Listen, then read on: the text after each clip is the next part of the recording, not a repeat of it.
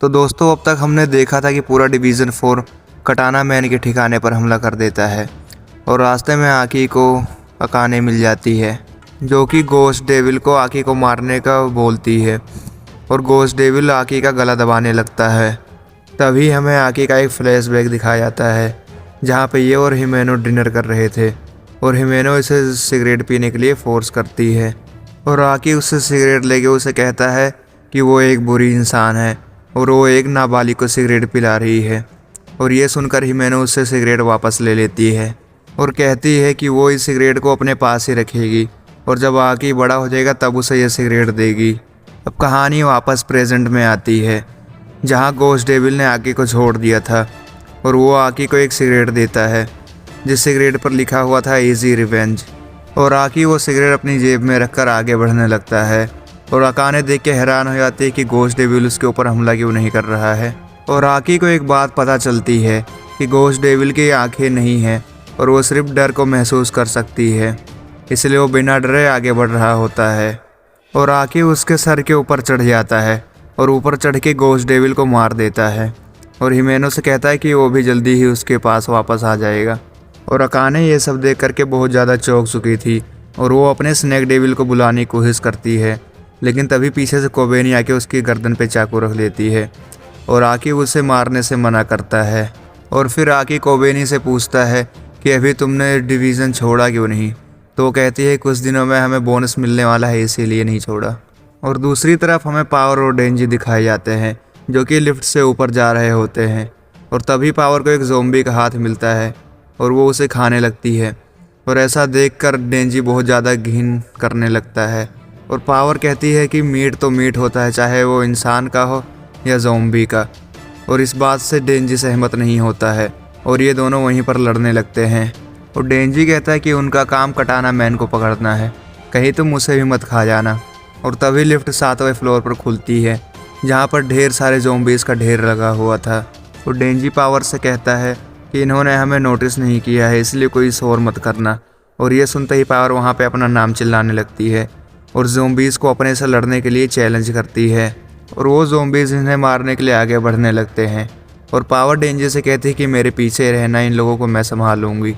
और तभी डेंजी पीछे से खिसक लेता है और पावर को पता नहीं लगता कि डेंजी उसके पीछे नहीं है और वो एक बड़े से ज़ोंबी को मारने के लिए चली जाती है। और डेंजी 13वें फ्लोर पर पहुंच जाता है और लिफ्ट का गेट खुलते ही वहां पे कटाना मैन और उसके गुंडे खड़े हुए थे और डेंजी उनसे लड़ने के लिए अपनी डोरी को खींचने को तैयार हो जाता है।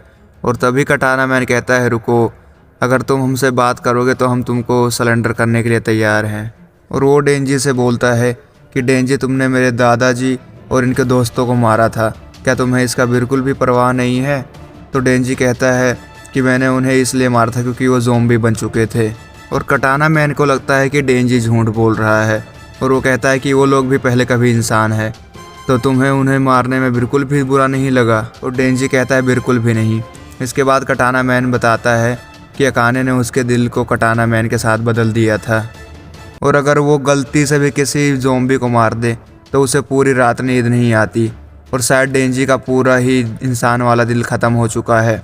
और तभी कटाना मैन डेंजी से कहता है कि अगर तुम में ज़रा से भी इंसानियत बची है तो हमारे हाथों से शांति से मर जाओ, जिस पर डेंजी उन्हें मना करता है और कटाना मैन को गुस्सा आ जाता है और ये दोनों वहीं पर लड़ना शुरू कर देते हैं और दोनों के बीच में ज़ोर से लड़ाई होने लगती है और दोनों बिल्डिंग तोड़कर नीचे आके किसी दूसरे छत पर आके गिर जाते हैं।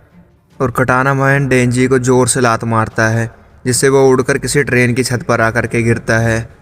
और फिर कटाना मैन भी ट्रेन के ऊपर आ जाता है और वो डेंजी से कहता है कि तुम पहले से तेज़ हो चुके हो, तुम किसके लिए लड़ रहे हो? तो वो कहता है अपनी ज़िंदगी के लिए, जिस पर कटाना मैन कहता है कि पब्लिक सेफ्टी वालों ने तुम्हें ऐसा क्या दे दिया? तो डेंजी कहता है जो भी है मेरे लिए ठीक है और अब मैं तुम्हें मारूंगा माँ की माँ के लिए। और फिर ये दोनों लड़ना चालू कर देते हैं और यहाँ पे ये फाइट देख करके मुझे तो बहुत ज़्यादा गूस बम्स आ रहे थे।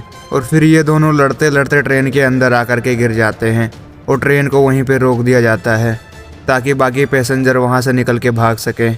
और कटाना मैन डेंजी को एक लात मार करके दूर फेंक देता है और वो अपने अटैक पोज में आ जाता है। और डेंजी देखता है कि वहाँ पर एक लड़की थी तो वो उसे बचाने के लिए वहीं पर रुक जाता है और तभी कटाना मैन डेंजी का एक हाथ काट देता है और वो लड़की भी वहाँ से भाग जाती है। और उसके बाद फिर कटाना मैन अपने अटैक पोज में आ जाता है और वो फिर 1 सेकंड में ही डेंजी का दूसरा हाथ भी काट देता है। और वो रो करके बोलता है कि वो चाहता है डेंजी मरने से पहले उसके दादाजी से माफ़ी मांग ले। और तभी वो डेंजी उठ कर बोलता है मैं अभी भी लड़ सकता हूँ। और ये देखकर कटाना मैन फिर से अपने अटैक पोज में आ जाता है और डेंजी पर हमला कर देता है। और वो रुकते ही उससे कहता है कि मेरे दादाजी ने तुम्हें हारना नहीं सिखाया था क्या।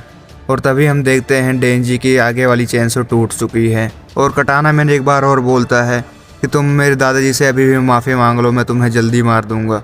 और डेंजी कहता है शुक्रिया बेवकूफ़, तुमने मेरे सर पर ही निशाना लगाया। और हम देखते हैं कटाना मैन के बीच में से 2 टुकड़े हो गए हैं। और ये सच में काफ़ी ज़्यादा खतरनाक सीन था।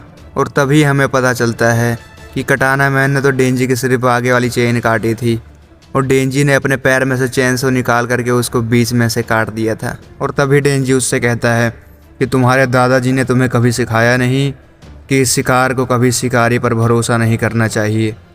और इसके थोड़ी देर बाद ही कटाना मैन को होश आता है और वो खुद को बना हुआ पाता है। और फिर डेंजी कहता है कि कटाना मैन बिल्कुल उसी की तरह है, उसने जैसे ही उसके हाथ से कटाना निकाली और वो तुरंत बिल्कुल ठीक हो गया। और डेंजी वहाँ पुलिस के आने का वेट कर रहा था ताकि वो कटाना मैन को अरेस्ट कर सके। और डेंजी सोचता है कि इसने ही मैनों को मारा है और ये सारी ज़िंदगी बिना किसी पछतावे के जेल में बिता देगा। और ये बात डेंजी को अच्छी नहीं लगती है। और फिर कटाना मैन बोलता है कि वो कुछ नहीं कर सकता क्योंकि वो पब्लिक सेफ्टी का पाला हुआ एक कुत्ता है। और डेंजी कुछ देर सोचने के बाद कहता है कि वो एक टूर्नामेंट करेगा। और तभी आकी भी वहाँ पर पहुँच जाता है और आकी पुलिस को अपनी लोकेशन देता है। और फिर डेंजी उससे पूछता है क्या तुम भी हमारे टूर्नामेंट में हिस्सा लेना चाहते हो। तो आकी कहता है कैसा टूर्नामेंट। डेंजी कहता है कि पुलिस के आने से पहले हम इसके टांगों के बीच में ज़ोर ज़ोर से लात मारेंगे और इसके गोटे फोड़ देंगे और जो इसको सबसे ज़्यादा दर्द देगा वही इस टूर्नामेंट का विनर होगा। और फिर कटाना मैन ये सब सुनकर काफ़ी घबरा जाता है और आके कहता है कि उनका काम सिर्फ इन लोगों को पकड़ना है, इन लोगों को टॉर्चर करना नहीं। और कहता है कि ऐसे सब चीज़ें करता हुआ देखकर हिमेनो भी खुश नहीं होगी। तभी वो हिमेनो की दी हुई सिगरेट निकालता है और उसको कुछ देर देखने के बाद वापस खड़ा हो जाता है। और तभी आके डेंजी से कहता है कि अगर मैं जीत गया तो मुझे क्या मिलेगा।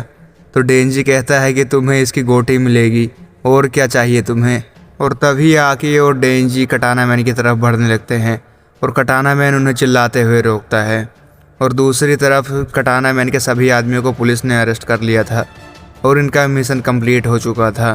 और इधर दूसरी तरफ आकी और डेंजी कटाना मैन के गोटियों पर ज़ोर ज़ोर से लात मार रहे होते हैं। और आकी सोचता है कि इसकी चीखें हिमेनो को ऊपर भी सुनाई दे रही होंगी।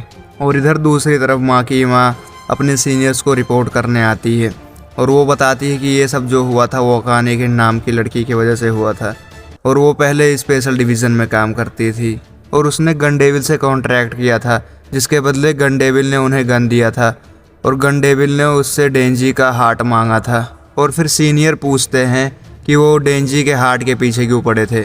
तो माँ की माँ बताती है कि उन्हें सच का पता चले उससे पहले ही अकाने के स्नैक डेविल ने उसे मार दिया था और ये शायद सुसाइड था या फिर गन डेविल से कॉन्ट्रैक्ट करने का नतीजा था। और उन्हें वहाँ से गन डेविल के 1.5 किलो टुकड़े भी मिले थे। और जब इन्होंने उस 1.5 किलो टुकड़े को अपने पास रखे हुए 5 किलो टुकड़े से मिलाया तो वो अपने आप ही गन डेविल की तरफ अट्रैक्ट होने लगा, यानी कि वो जल्दी ही गन डेविल के पास पहुंच सकते हैं। और हमें कुछ दिनों बाद का सीन दिखाया जाता है जहां आकी, डेंजी और पावर पेट भर के खाना खा रहे होते हैं और उसके कुछ देर बाद आकी बालकनी में जाके सिगरेट पीने लगता है और उस सिगरेट पे वही कुछ लिखा हुआ था। और दूसरी तरफ डेंजी और पावर बहुत गहरी नींद में सो रहे थे और डेंजी को वही पहले एपिसोड वाला सपना आता है जिसमें वो उसी पुरानी गली में खो गया था और उसके सामने एक दरवाज़ा आता है और सपने में डेंजी सोचता है कि उसे बार बार यही सपना आता है और वो उसे भूल जाता है। और तभी उस दरवाजे के पीछे से पोचीता की आवाज़ आती है और डेंजी उस गेट को खोलने की कोशिश करता है, लेकिन पोचीता उधर से बोलता है कि चाहे कुछ भी हो जाए तुम इस दरवाजे को खोलने की कोशिश मत करना। और तभी ये एपिसोड यहीं पर ख़त्म हो जाता है। और बस भाइयों, चेनसो मैन का अब ये पहला सीज़न था और ये ख़त्म हो चुका है और अब हमें इंतज़ार रहेगा इसके दूसरे सीज़न का। होपफुली आप सब लोगों ने ये सीज़न बहुत ज़्यादा इंजॉय किया होगा।